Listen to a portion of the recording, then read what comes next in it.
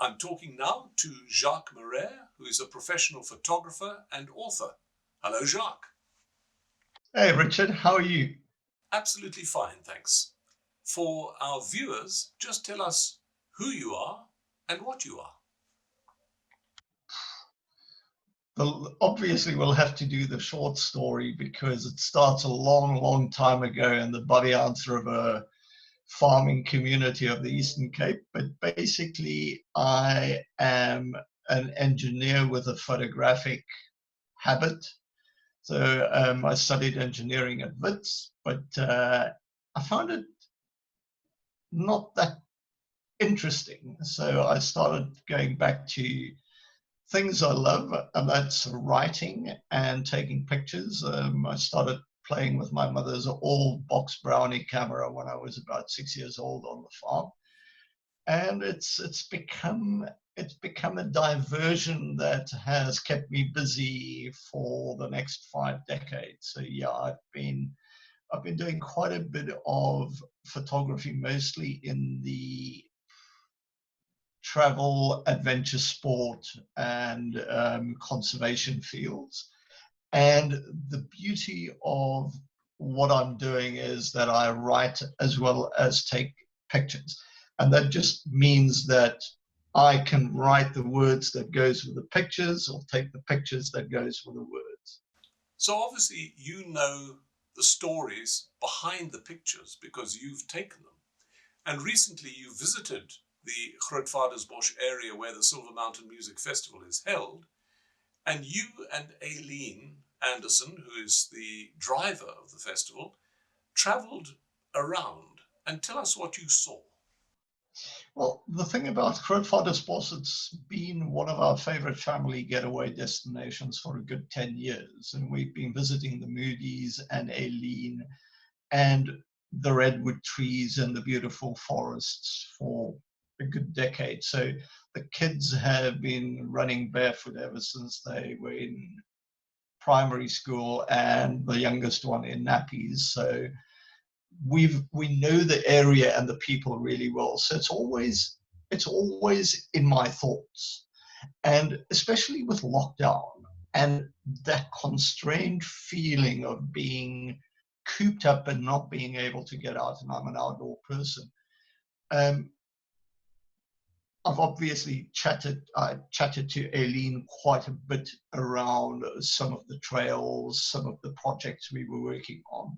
And just before lockdown, I had shot a beautiful thing for Getaway magazine on finding new fish species in the mountain streams up above Grootvadersbos. So we had to do quite a bit of communicating around that.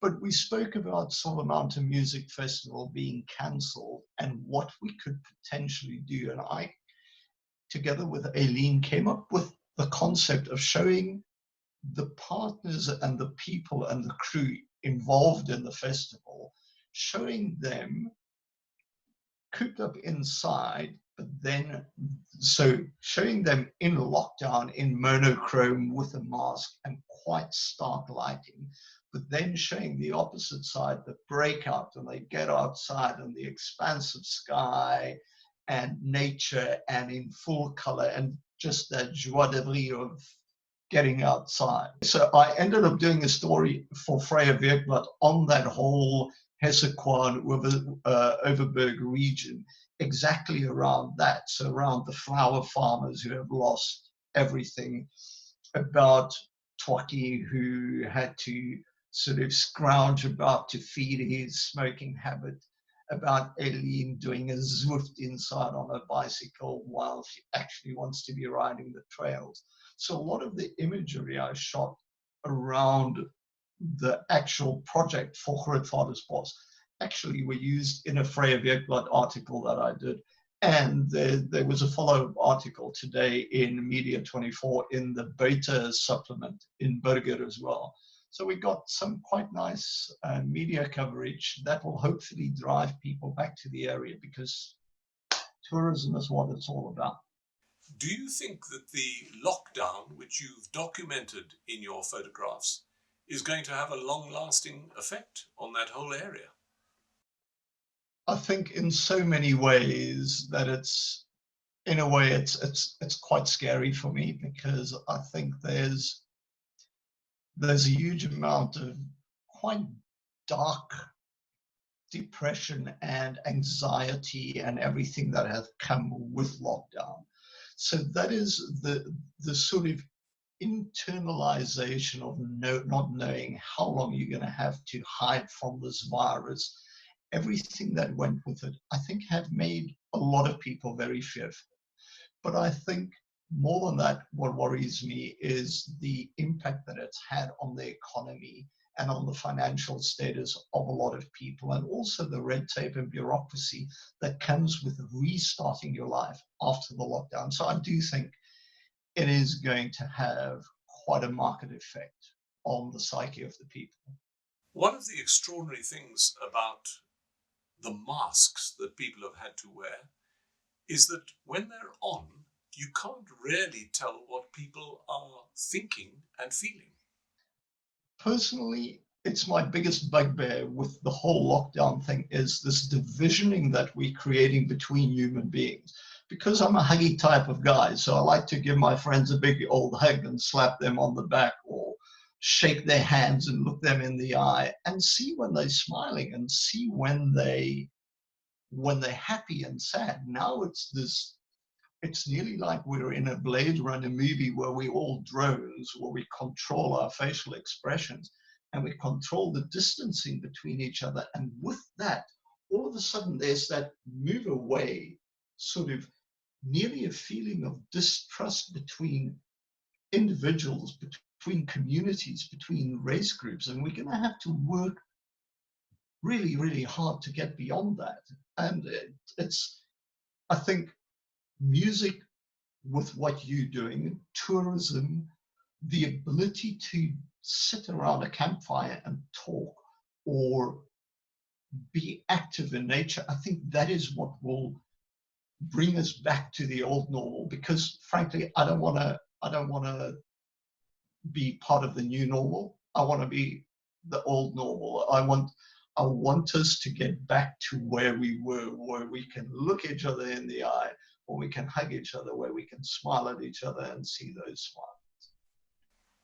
And have you managed to capture some of that in the images that you've made during lockdown? I think I definitely have. I think there's definitely a sense of relief for people when they can take their masks off, and I can especially in Fleur van Eden, who is a very good friend of mine, I can see the difference between her with a mask on in a stable, communicating with a horse, trying to communicate with only her eyes, because basically it's as if most of your senses, your smell, your taste, and your basic senses are being taken away from you. Now you've got to try and do everything with your eyes, and it's difficult. And then that abandon of getting bareback on a horse and galloping across the plains, it's like it looked like she actually wanted to escape the coronavirus as she went out across the plains. So it was really beautiful to see. Well, I think your images are amazing, Jacques, and I look forward to the time when we can all meet together again without masks at the Silver Mountain Music Festival. And Richard, yeah, I look forward to meeting you in Grootvader's Bos, because I have a very specific image of you in mind, in between those redwoods, doing your thing. So hopefully, what we can do is have exactly that. I really would love that. Oh my,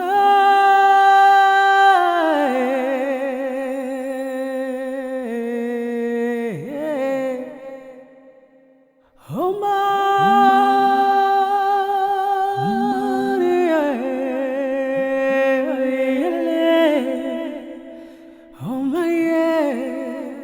oh my.